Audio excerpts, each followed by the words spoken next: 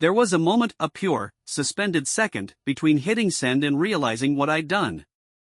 Then came the spiral. I'd been on my lunch break, eating leftover noodles at my desk, toggling between Slack, Outlook, and Venmo while trying to confirm a dog sitter, pay my half of the electricity bill, and figure out how to get out of Friday's all-hands without drawing attention. Multitasking. A noble disaster. I owed Amanda, my coworker/confidant, $500 for our shared cabin reservation for Memorial Day weekend. I also owed myself a break. Friday was the bottleneck between me and that soft, pine-scented silence I'd been daydreaming about for weeks. But when I typed Amanda into Venmo's search bar, I was too quick. Too confident. And too used to seeing one name at the top of every damn chain of command. Amanda didn't get the $500. My boss, Amanda Kessler, did. And worse? In the note field, the cute little space meant for emojis or jokes or thanks for lunch, I had typed, half snark, half exhausted. Bribe for Friday off, smiling face with halo. Yeah. Venmo confirmed the transaction with a smug green checkmark. The money was gone. And somewhere across town in a sleek corner office, Amanda Kessler, my VP of operations, was getting a notification that I just Venmo'd her a $500 bribe. 4. Friday. Off. I stared at the screen for what felt like years. My chopsticks slid to the floor. My mouth was dry. I don't remember if I blinked. Then I did the worst thing possible, I started typing. Hi Amanda. Just a heads up, total accident, haha, funny story actually. I deleted it. Then retyped it. Please disregard the Venmo thing. Wrong Amanda. No actual bribery happening here. Grinning face with sweat. Then deleted again. I was still panicking when a Slack notification popped up. Amanda Kessler. Got your bribe. Should I be worried? I nearly passed out. The next 2 hours were the kind of quiet you only get after setting off an emotional grenade. I didn't respond. I couldn't. I left my desk, went to the stairwell, and paced until my Fitbit buzzed in confusion. At one point I called Amanda, the correct one. She didn't answer. She was probably driving or worse, laughing. By 4 p.m., I still hadn't heard from Kessler again. By 4:03, I had convinced myself I was being fired. By 4:06, I drafted a resignation letter just in case. Polite, professional, something about pursuing creative endeavors. At 4:17, another Slack arrived. Amanda Kessler. Just following up. You good? No emoji. No punctuation. Just those 3 words, you good? Which is, as everyone knows, corporate for you better fix this. I walked home that evening under clouds that looked like bruises. San Francisco wind tugged at my hoodie. Every block felt like a closing door. At one point, I genuinely considered deleting Venmo, changing my name, and becoming a beekeeper in rural Oregon. When I got home, my phone buzzed again. Mom. Reminder, dinner's Sunday at 5. Bring a vegetable. That was it. No context. No how are you. Just a vegetable. I laughed. A little too hard. Because of course. Because even now, even after lighting my career on fire with a typo and a poor sense of humor, I was still someone's son. Still required to bring a vegetable. And the weirdest part was, that actually calmed me down. I wasn't okay. But I wasn't completely unmoored either. I was just, in it. In the mess. And somehow, in that moment, I didn't feel alone. I spent the better part of Friday morning pretending to be productive while waiting for the other shoe, or pink slip, to drop. The office had that brittle Friday energy, everyone half distracted, half counting hours until they could disappear into weekend plans and artisanal brunches.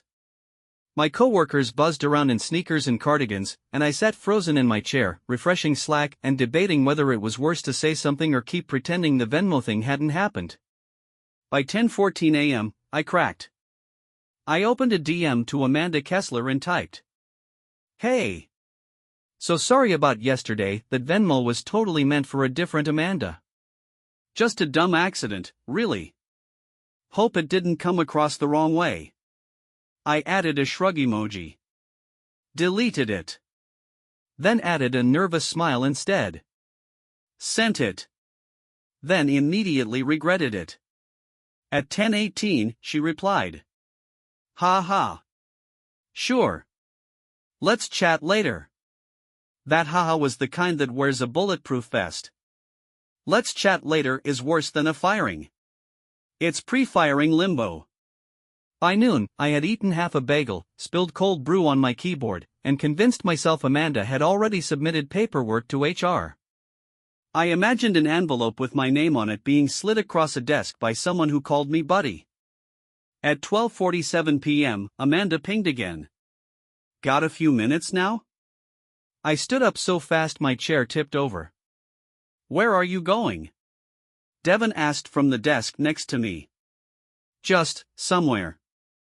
He raised an eyebrow. "Somewhere HR adjacent?" I didn't answer. Amanda's office was the kind that made you question your own value. Hardwood floors, abstract art, a window view that stretched all the way to the bay. She greeted me with a nod. "Have a seat." I sat. She tapped a few keys on her keyboard, then looked at me. "So," she said, drawing the word out like a magician preparing to saw me in half. "The Venmo thing," I said. Right. Pause. To be clear, I continued, my voice an octave too high, there was absolutely no bribing intended. It was a payment for a cabin.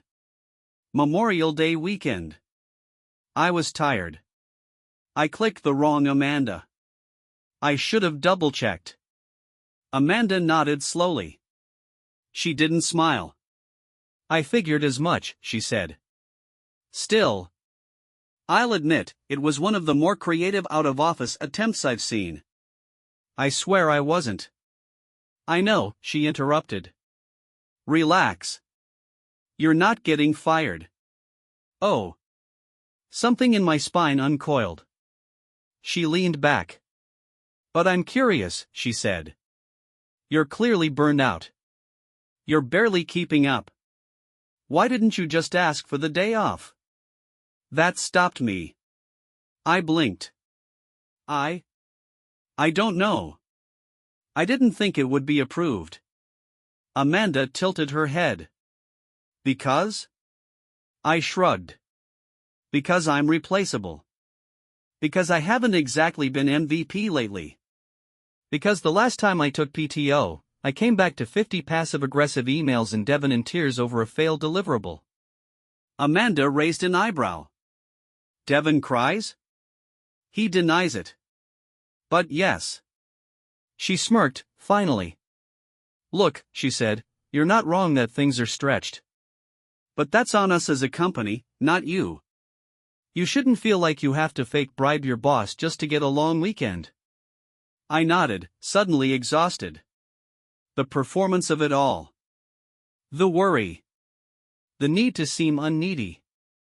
Amanda added, "You can still have the day. Friday's yours.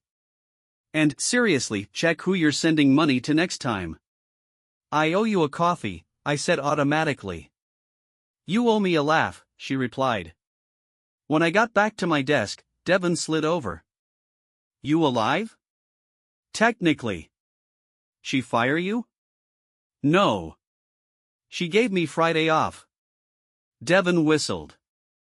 "Damn. I need to start bribing people too." I shook my head. "You wouldn't survive a scandal." He grinned. "Please. I was born for HR investigations." The rest of the day passed in a weird haze, relief mixed with mild embarrassment. I kept thinking of all the times I'd second-guessed asking for what I needed. How my default was always to push through, to be low maintenance, to avoid rocking any boats. Somehow, sending $500 to the wrong Amanda had cracked that instinct open. I took the bus home. The sun had finally come out. People wore sunglasses like armor. I passed by a group of teens arguing over boba flavors and remembered being that age, 16 and stupid and convinced that life would one day make sense.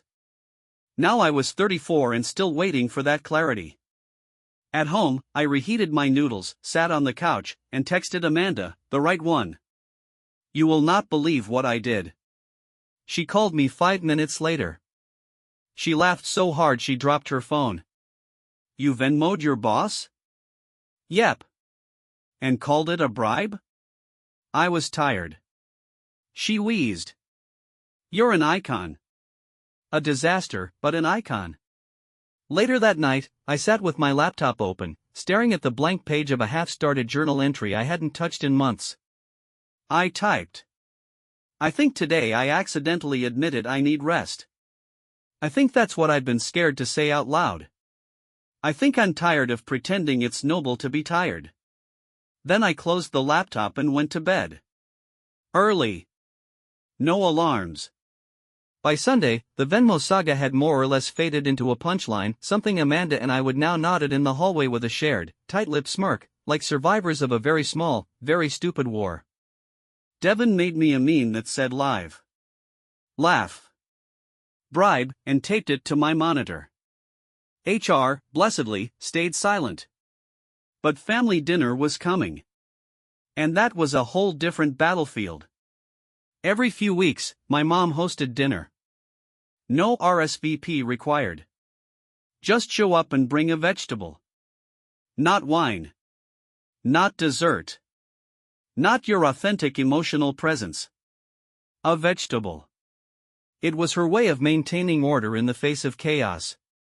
Our family wasn't close-knit, exactly. More like mildly unraveling, but with polite regularity. Sunday at 5. Always 5. Always something roasted. And, as she'd reminded me via text, bring a vegetable. So I brought asparagus. From Whole Foods. Pre-trimmed. $5 for a bunch so small I felt vaguely cheated, but at least it looked respectable. I considered roasting it myself, but thought better of it. My mom always redid everyone's contribution anyway. Traffic was light. The sky low and gray. A kind of muted quiet that matched the mood I'd been dragging all weekend, not sad, exactly, but like I'd gone emotionally tone-deaf. I still hadn't fully exhaled from the Amanda incident. And now I was driving straight into a different kind of scrutiny. My family never asked questions directly. They weaponized tone, choice of topic, sudden silence. If something big happened, like, say, accidentally offering your boss a bribe, they wouldn't bring it up. They'd just stare too long, or mention how quiet you've been lately, or ask if you were still doing okay at work in a voice that dripped with coded knowing. I pulled into the driveway. The porch light was already on. Classic mom, sunset still an hour away, but security always trumped aesthetics. Inside, the house smelled like garlic and something roasted, potatoes, maybe, or carrots. My sister June was already there, chopping something aggressively in the kitchen. She glanced at my bag. You brought asparagus? Nice to see you too. She smirked, not unkindly.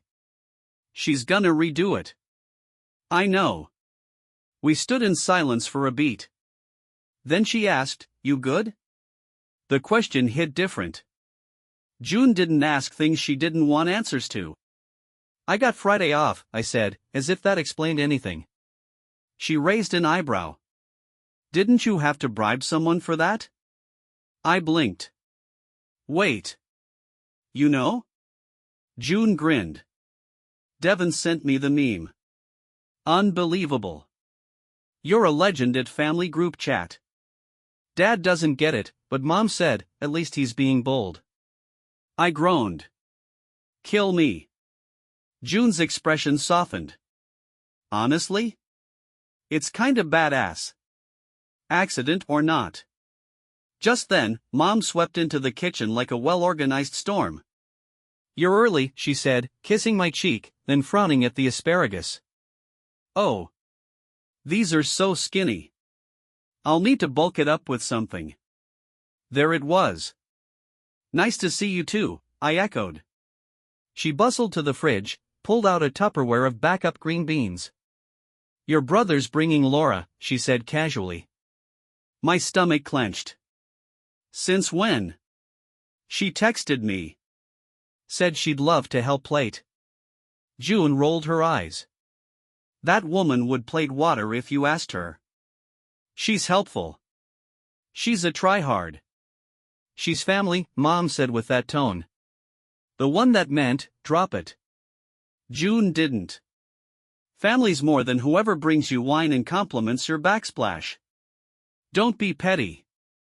You don't have to like her just because she knows how to host brunch, Mom. I busied myself washing my hands, pretending to be very invested in soap. Mom turned to me. "You're quiet. I'm just here to bring a vegetable." She gave me a look not sharp, but searching. "You're not still upset about work, are you?" There it was. The pivot. The tone. "I'm fine." June snorted. "That's our family motto." I said I'm fine. Mom touched my arm. "You know we're proud of you, right?" I looked at her. Really looked. "I think I need you to stop saying that unless you actually ask me how I'm doing first." The air shifted. June turned off the stove. Mom's hand dropped. Then the doorbell rang. Dinner was as expected, polite, warm, gently suffocating. Laura complimented everything. My brother made a toast that was just vague enough to sound thoughtful without substance. My dad told a story about a parking ticket he'd contested, as if bureaucracy was a sport. At some point, June asked, "Anyone feel like they're slowly dissolving into performance versions of themselves?" No one answered. Except me. I said, "Every day." June raised her glass. Later, as we cleared plates, Mom touched my shoulder. "I don't always say things right.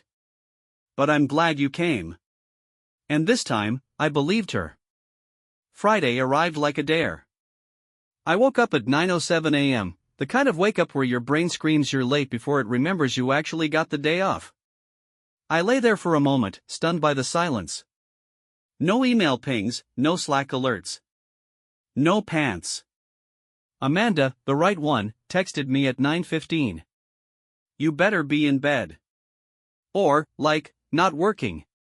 I replied with a selfie of me clutching a mug and wrapped in a blanket like a survivor of emotional warfare. I am being aggressively horizontal. She hearted the message.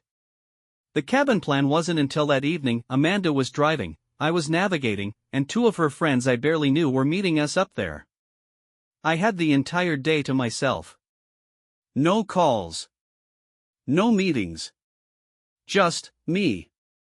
That was the terrifying part. Around noon, I found myself at a coffee shop 2 neighborhoods over. Not the one near my apartment, where the barista always asked if I'd finished that novel yet. I hadn't, but a quieter place with too many plants and a sign that said "Pour over your feelings." I ordered a chai and opened my laptop. Not to work, I promised myself, but just to write. Anything. Something that didn't involve bullets or briefs or bandwidth projections. I stared at the blank page. Typed.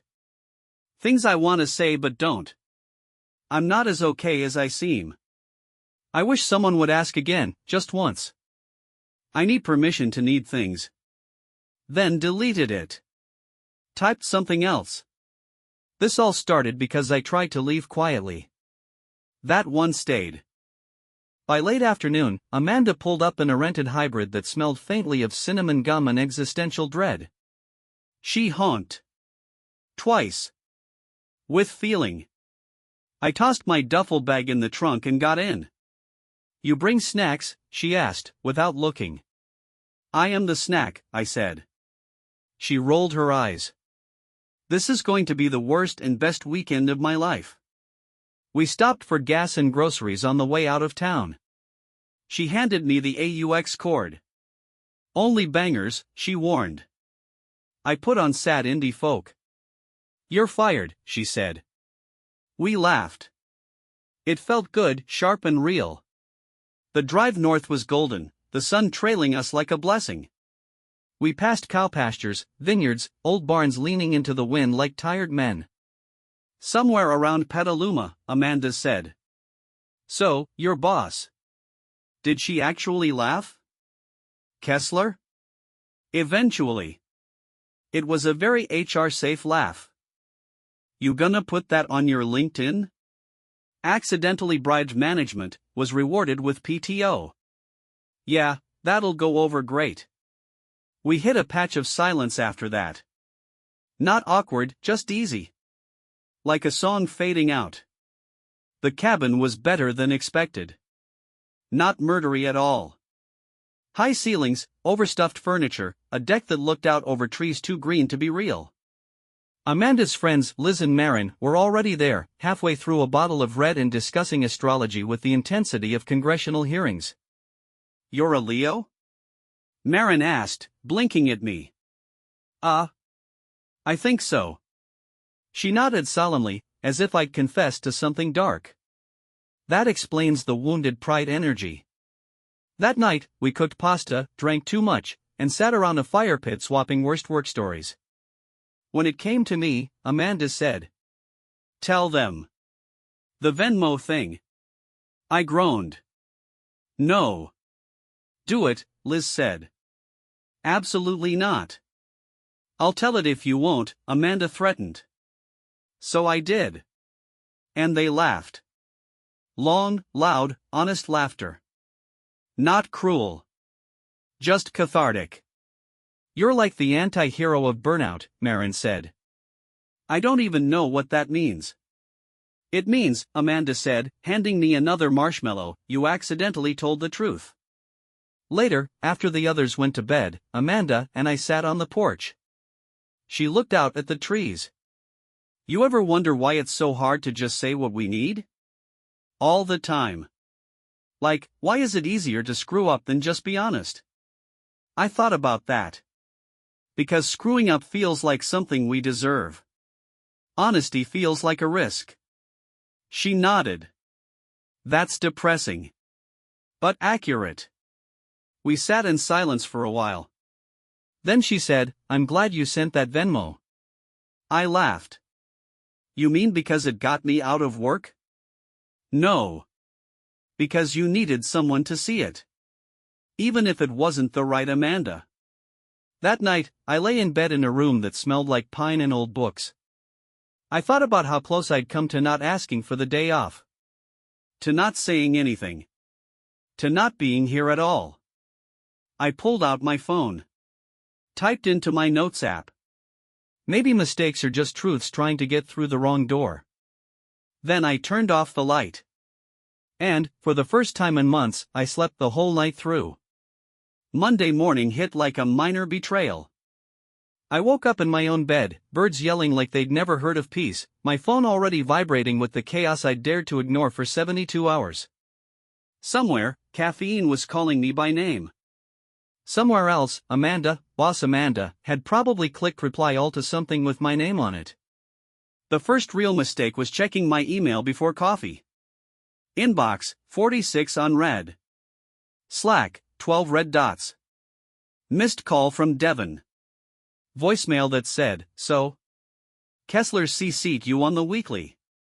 There are charts. I repeat, charts. I showered fast, skipped breakfast, and caught the bus with one shoe half-tied. My weekend grace was dissolving like cotton candy in a puddle. By 9:03 a.m., I was back at my desk, wearing my best I definitely didn't just return from a moment of spiritual clarity face. By 9:05, I realized Kessler had, in fact, mentioned me in the weekly wrap email. Shout out to the team for holding the line during a short-staffed Friday. Special thanks to me for the accidental motivation. Quotations. Around accidental. Devon leaned over from his desk, biting back a grin. Dude, he whispered, she roasted you in italics. She always did have a flair for theater, I mumbled. She also moved our sync to 1 p.m. I froze. What? Devon nodded. Your name's on the invite. Just you and her. My stomach curled into a Mobius strip. Maybe it's just feedback? Devon raised an eyebrow. From the woman who quotes your life choices in front of the entire org? Point taken. I spent the morning pretending to be busy. Opened tabs. Moved sticky notes around. Typed nonsense into a doc labeled strategy proposal, Q3, final. Every few minutes, I rehearse things I might say in this 1 p.m. mystery meeting. Thanks for trusting me with space. I know the team pulled extra weight Friday. Please don't fire me, I have a succulent to support. At 12:58, I got the invite ping. Location, Amanda's office. Of course. I walked the hallway with the solemnity of a man being summoned to his own reckoning. Every step echoed. Or maybe that was just the thudding in my chest. Amanda looked up when I knocked. Come in. Shut the door. I did. She pointed to the chair across from her desk. How was the weekend? She asked, tone unreadable. Great. Trees. Air. S'mores. Mild existential reflection. She cracked a smile. Sounds productive. Pause. I wanted to follow up, she said, on the state of your role. Cue panic. I'm not demoting you, she added quickly. This isn't that kind of meeting. My shoulders dropped a full inch. But I am noticing some patterns. Here it comes. You're good at your job, she said. Quick. Funny. People like you. But you've also been operating at about 70% capacity for, I'd say, months? I opened my mouth to deny it. Then closed it. I'm not here to shame you, she said, softer now. But if I had to guess, I'd say you're tired of pretending this version of your job is sustainable. I looked down at my hands. I used to care more. I think. You still care, Amanda said. You're just not sure what you're aiming at anymore. I looked at her. Really looked. You ever get tired of holding everything together? I asked. She blinked. All the time. Pause. So what now? I asked. Amanda leaned back. Take the week. I'll cover it. Use your PTO. Don't Venmo me. I stared. You serious? As a woman named Amanda can be. I laughed. Then didn't. Then kind of almost cried. Thank you, I said. Just don't come back with a beard and a poetry manuscript, she said. No promises. I walked out of her office dazed. Devon looked up as I passed. Well, I have PTO. He clapped once. Emotional damage has its perks. Apparently. I sat down. Looked at my screen. Then shut my laptop. Then left. That afternoon, I walked to the library. A place I hadn't set foot in since college. I sat in a sun-drenched corner and started writing. Not for work. Not for anyone. Just me. And as I wrote, I felt something loosen. Something uncoil. Like maybe I hadn't ruined anything. Like maybe, somehow, I'd just opened a door I didn't know I needed. There's a strange guilt that comes with doing nothing, like the clock is judging you. Tuesday morning, I sat at my kitchen table in flannel pants, staring into a bowl of cereal gone soggy, and wondered if I was wasting my week off. No inbox. No meetings. No excuses. Just me, a spoon, and the loudest quiet I'd ever experienced. I was out of office. But somehow more in my head than ever. By noon, I was at the park with a notebook and no plan. I wrote half a page of dialogue between two characters I didn't care about, then spent 10 minutes watching a toddler throw wood chips at a pigeon with the focus of a scientist. The pigeon won.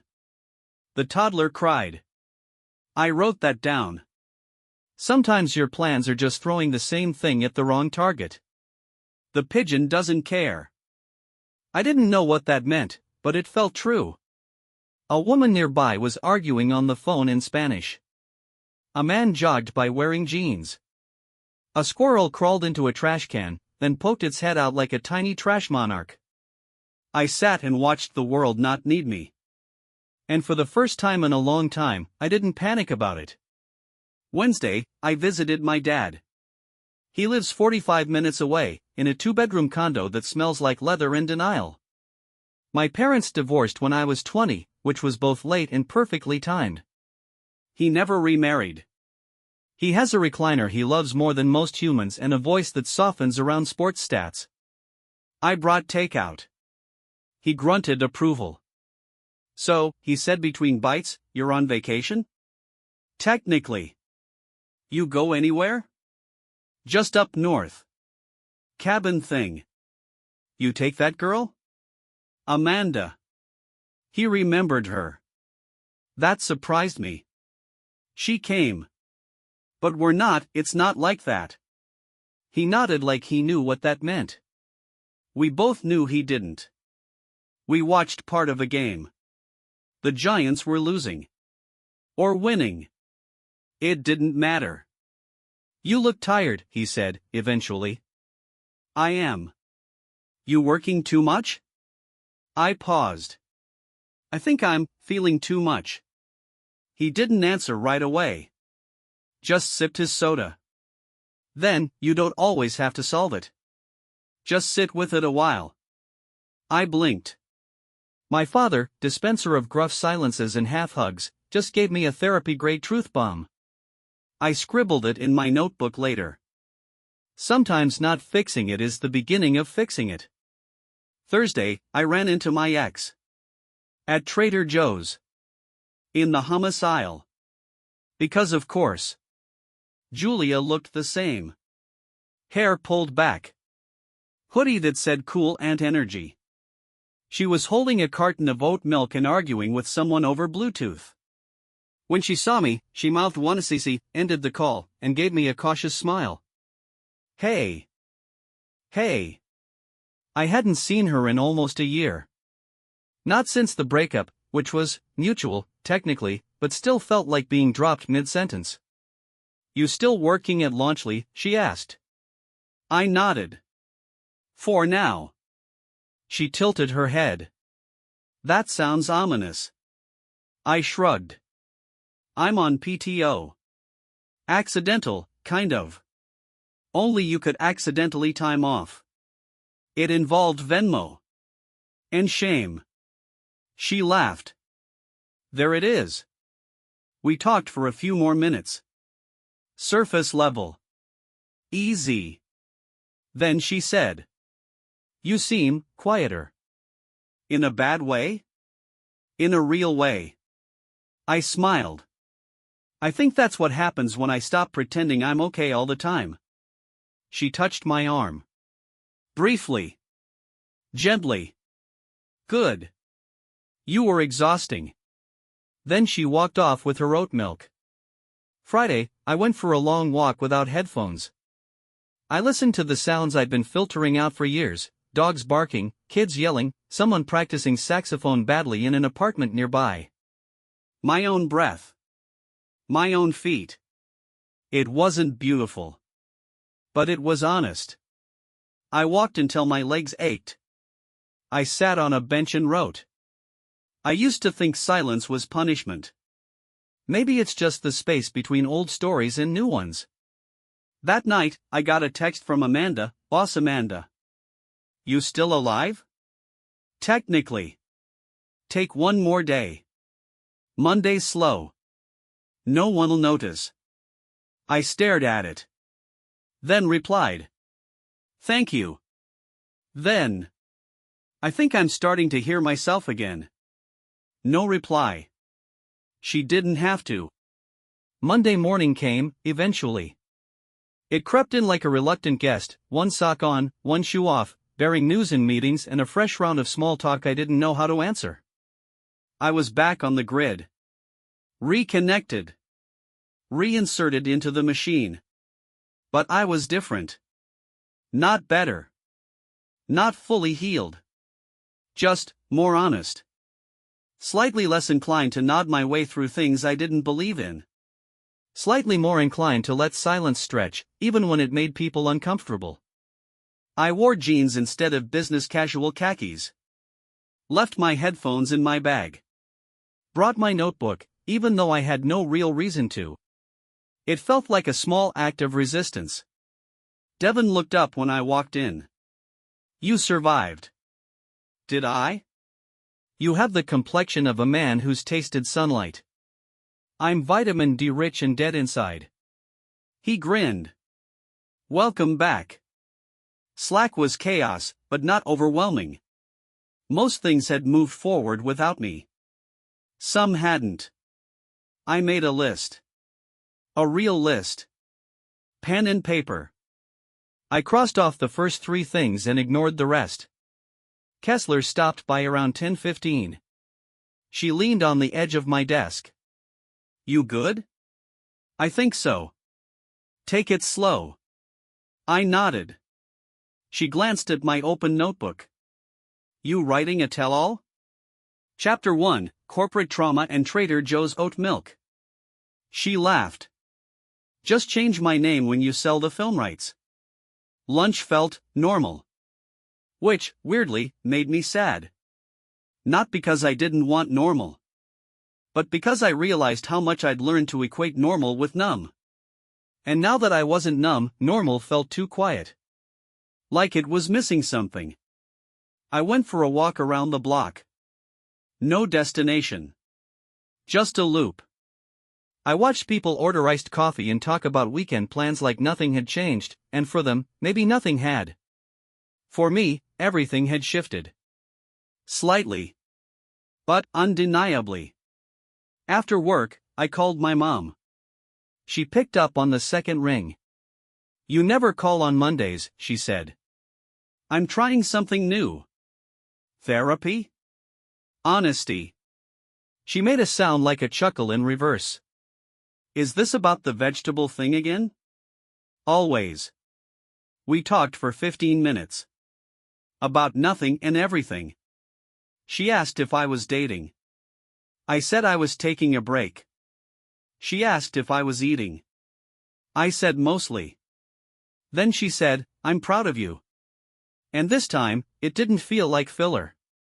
It felt like a sentence that came from somewhere real. Tuesday, Amanda, not the boss, sent me a TikTok of a raccoon opening a mailbox and immediately running away. Caption, me checking work emails after PTO. I replied with a single skull dot. Then. You free this week? Thursday dinner? I'll cook. She responded. Brave. What's on the menu? Pasta and unresolved emotional intimacy. My favorite flavor. Wednesday, I found myself writing again. Not for work. Not even for the story. Just thoughts. Fragments. Maybe rest isn't a reward. Maybe it's a recalibration. I don't want to be impressive. I want to be understood. Bribing your boss might be wrong, but bribing yourself with compassion? Kinda radical. I wrote them all in the margins of a notebook no one would see. And it felt like progress. Thursday night, Amanda came over. I made pasta. Overcooked it. We ate anyway. She brought wine. We drank most of it.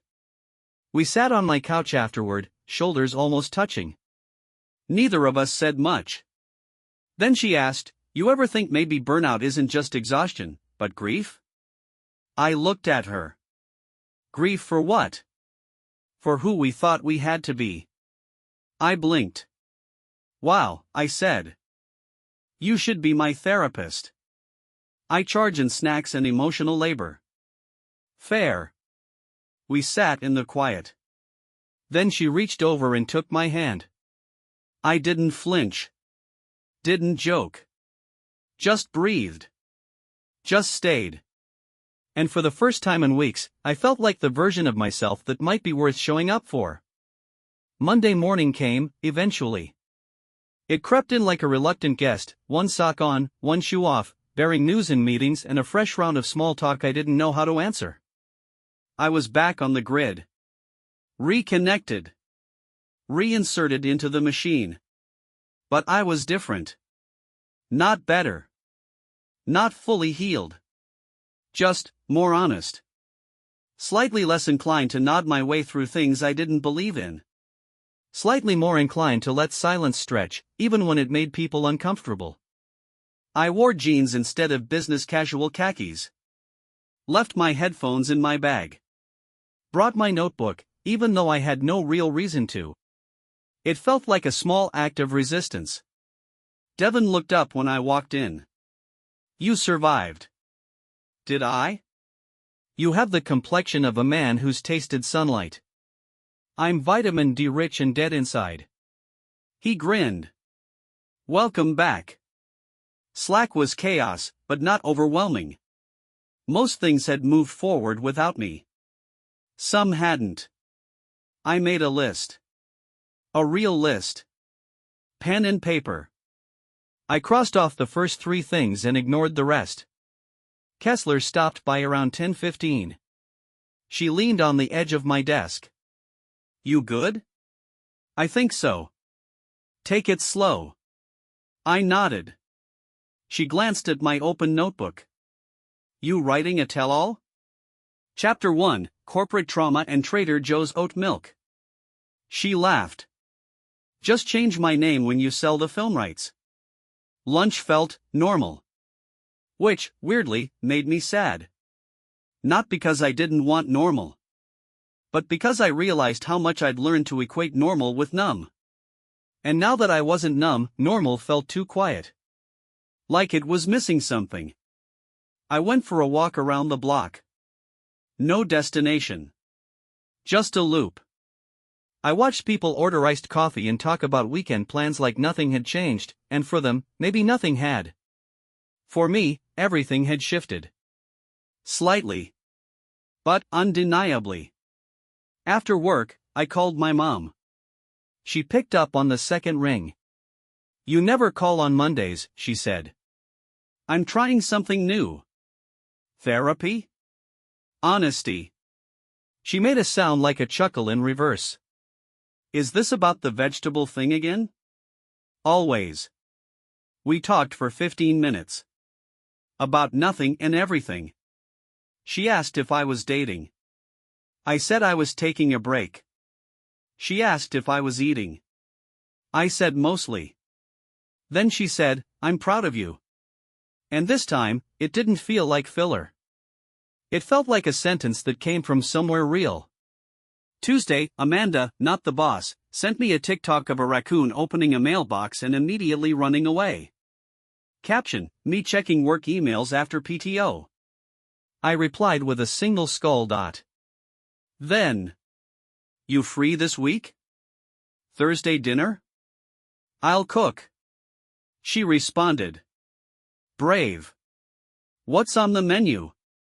Pasta and unresolved emotional intimacy. My favorite flavor. Wednesday, I found myself writing again. Not for work. Not even for the story. Just thoughts. Fragments. Maybe rest isn't a reward. Maybe it's a recalibration. I don't want to be impressive. I want to be understood. Bribing your boss might be wrong, but bribing yourself with compassion? Kinda radical. I wrote them all in the margins of a notebook no one would see. And it felt like progress. Thursday night, Amanda came over. I made pasta. Overcooked it. We ate anyway. She brought wine. We drank most of it. We sat on my couch afterward, shoulders almost touching. Neither of us said much. Then she asked, you ever think maybe burnout isn't just exhaustion, but grief? I looked at her. Grief for what? For who we thought we had to be. I blinked. Wow, I said. You should be my therapist. I charge in snacks and emotional labor. Fair. We sat in the quiet. Then she reached over and took my hand. I didn't flinch. Didn't joke. Just breathed.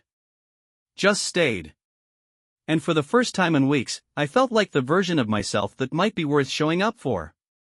I used to think the most embarrassing thing I'd ever do was accidentally Venmo my boss a $500 bribe for a day off. But then came Friday. And I learned that life, like Wi-Fi, can glitch at the exact wrong moment, and there's no recall button for timing. Friday morning started slow. I slept in, skipped the gym I swore I'd go to, made eggs I didn't want, and showed up to work 10 minutes late with a fresh sense of no one's watching, so maybe I can just be real. I was wrong, of course. They were always watching. Not in a creepy, big brother sense. More like, corporate Slack has a sixth sense for vulnerability. At 10:32 a.m., I opened a DM from Amanda, not boss Amanda, that just said, "I miss you when you disappear." She meant it light. Casual. A thread of connection. But it hit me hard, like the wind got knocked out of a part of me I didn't know was holding breath.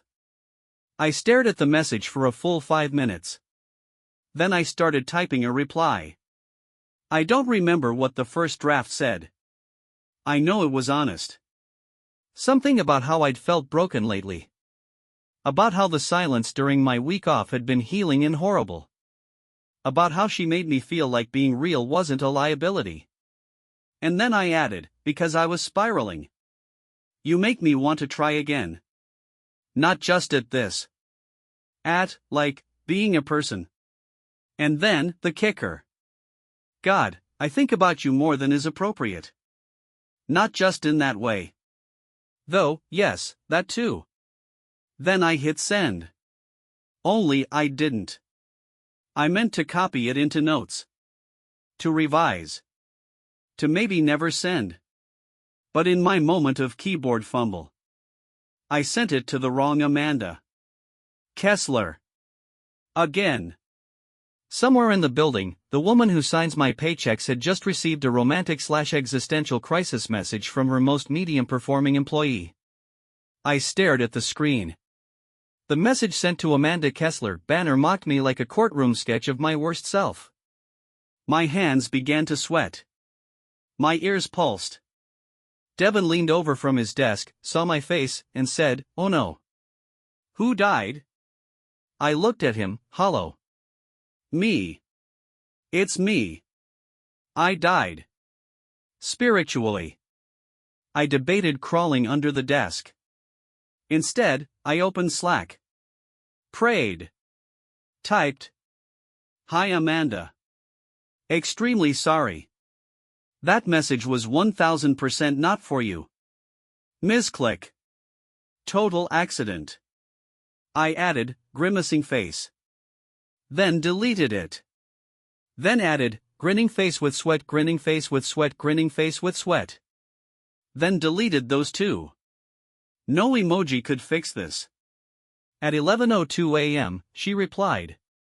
Amanda Kessler.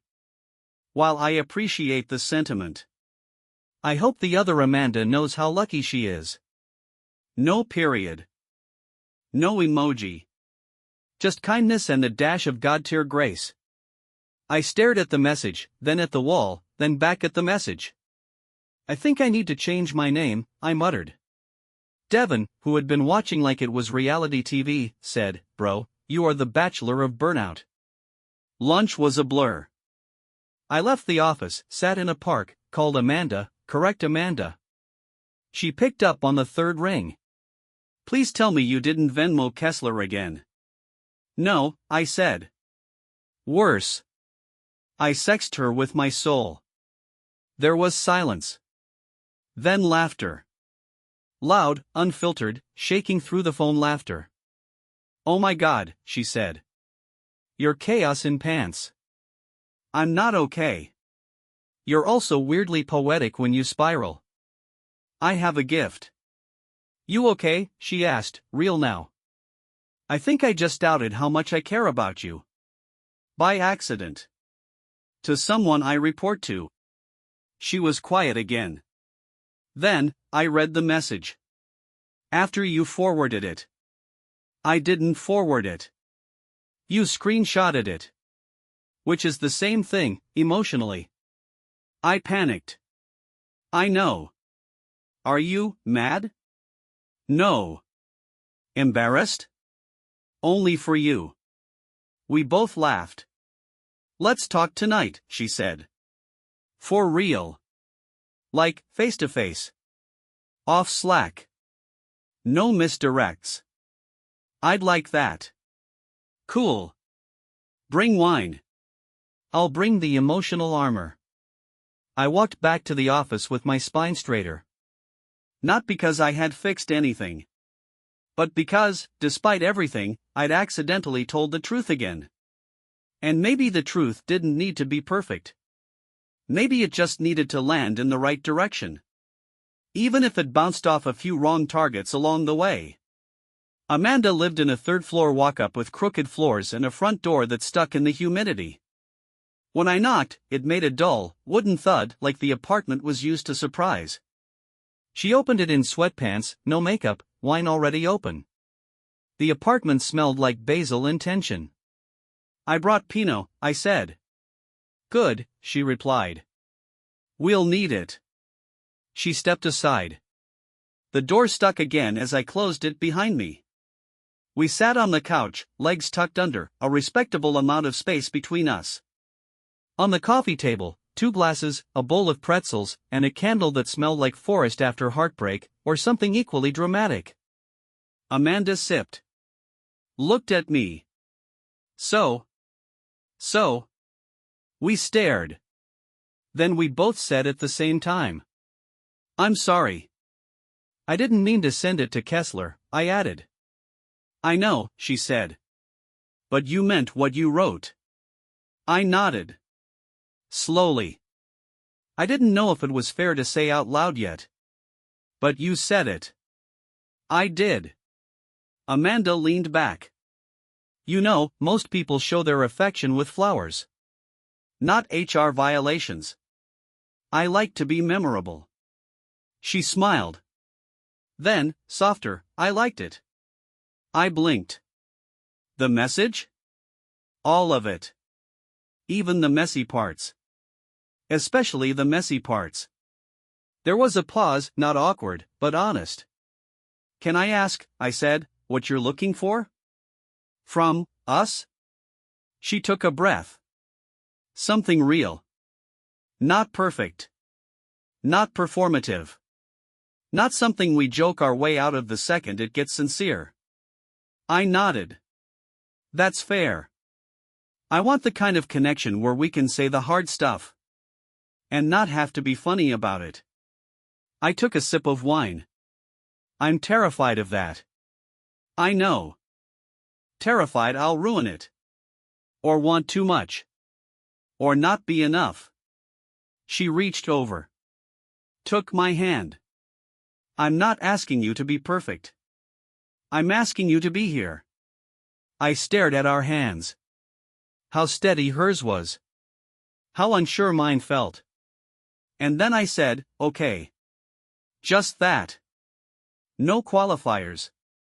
No half jokes. Just okay. Later, we watched bad reality TV. Shared a blanket. Didn't kiss. Didn't need to. She fell asleep first. Head on my shoulder. Breathing slow and steady. I stayed awake a little longer. Looked at her. Felt my chest do that thing it does when it remembers how to soften. And thought, oh. This is the part where you stop running. Saturday, I woke up early and made coffee while she snored lightly in the other room. I opened my notebook. Wrote. There's no right way to begin again. But there is this presence. An intention. And a willingness to be known, even if it's inconvenient. Love isn't the big speech. It's the showing up after the mess. I think I'm finally ready to be someone who doesn't ghost myself. I closed the notebook. Felt the floor creak beneath me. Amanda shuffled into the kitchen, hair wild, hoodie slipping off one shoulder. You writing sad poems again? She asked. They're hopeful, thank you very much. She grinned. Let me read one. Maybe later. Coward. Romantic. She kissed me on the cheek. I blinked. Was that the first time? Yep, she said. Just felt like it fit the scene. It did. That afternoon, we took a walk. We talked about everything except work. Which felt, weirdly, like the most grown-up thing I'd done in weeks. At one point, she asked, "You still journaling?" Every day now. What's the last line you wrote? I thought. Then said. Some things you don't send. But they still matter. She nodded. Like drafts that live in your bones. Exactly. She squeezed my hand. We walked a little further. Just quiet. Just here. Monday morning came again, but this time I greeted it with something that almost resembled grace. There were no disasters in my inbox. No surprise Slack messages from Amanda Kessler. Just the usual, project updates, a request for a deck I'd already finished, and Devin trying to organize a group order for tacos. I replied with, yes to tacos. Yes to everything. It felt good. It felt like enough. In the break room, I found Devin pouring cold brew with the posture of someone who hadn't slept since 2016. You look refreshed, he said, eyeing me like I'd joined a cult. I slept 8 hours. What are you, a superhero? I made my bed, too. Okay, stop. You're scaring me. We laughed. I poured my own coffee. Leaned against the counter. You ever feel like you're slowly rewriting your own code? I asked. Devin blinked. You okay, man? Yeah. I think I am. He nodded. Cool. Let me know when you start speaking English again. The rest of the week moved in quiet, manageable ripples. No chaos. No oversharing. No accidental messages to Kessler. Just work. And outside of work, something softer unfolding with Amanda. We weren't calling it anything yet. No labels. Just dinners, shared playlists, late-night walks that turned into longer conversations. She read some of my journal entries. I tried her tofu stir-fry. We argued about whether or not breakfast for dinner was a sin. It's not. She's wrong. We made room for each other. And it was more than enough. One night, I was reorganizing my phone notes when I found the original draft of the message I'd meant for her, the one that went to Kessler. I reread it. It was messy. A little desperate. Full of raw, unfiltered longing. But it was honest. I thought about deleting it. Then I didn't. Instead, I added a line at the bottom. Turns out, the most direct path to someone's heart is through radical, unintended vulnerability. I left it there. Not to resend. Just to remember. Friday rolled around, and Amanda, boss Amanda, stopped by my desk. She set down a small paper cup of espresso. My favorite. Consider this a thank you for not starting another Venmo scandal, she said. No promises, I replied. She smiled. You doing okay? She asked. I thought about it. Yeah, I said. Better than okay, some days. She nodded. Keep those days close. They're the ones that sneak up on you later and remind you you're human. Is that an HR policy? No, that's just me trying to be wise before my next budget meeting. We clinked paper cups. She walked away. I sipped my espresso. That night, Amanda, correct Amanda, came over. We made pancakes. Lit candles. Ate on the floor because I still didn't own a proper table. She wore one of my hoodies and no socks. Her toes were cold. I didn't mind. You know, she said between bites, you've changed. Should I be worried?